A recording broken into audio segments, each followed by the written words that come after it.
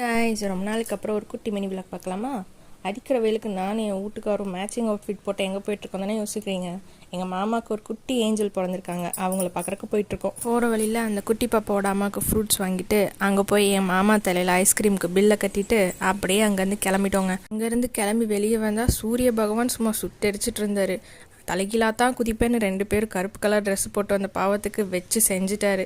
அங்கேருந்து நேராக விட்றா வண்டியை வீட்டுக்குன்னு எங்கள் வீட்டுக்காரோட மாமா வீட்டுக்கு விட்டாச்சு. அங்கே போனால் குடல் குழம்பு என்ன, சாப்பாடு என்ன, ரசம் என்னன்னு சும்மா வச்சு செஞ்சுட்டாங்க அவங்களும் பாசத்தில். இதுக்கு மேலே நம்ம பாடி தாங்காதுப்பான்னு எங்கள் வண்டியை அங்கே விட்டுட்டு அவங்க கார் எடுத்துகிட்டு கிளம்பியாச்சு.